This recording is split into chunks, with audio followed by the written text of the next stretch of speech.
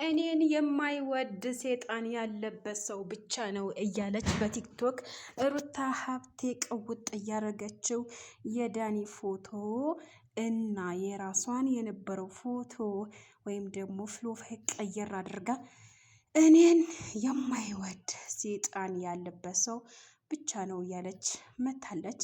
ሰላም ጤና ይስጥልኝ ውዶችዬ፣ እንዴት ናችሁ? ዛሬም በአዲስ ቪዲዮ ብቅ ብዬላችኋለሁኝ። ከእናንተ የሚጠበቀው ላይክ፣ ሼር፣ ሰብስክራይብ እያደረጋችሁ ለብዙ ሰው ሼር እንዲደርስ አድርጉልኝ እላችኋለሁ የኔ ውዶችዬ። ያው ሩቲ ሀብቴ ዳኒና እሷ ፎቶ ነበሩ ቲክቶክ ላይ።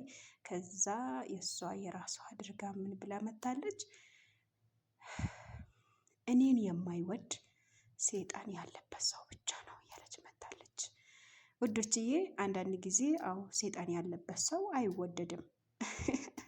ሲጀመር ሴጣን የለብሽም። ሴጣን ያለብሽ እንዴ?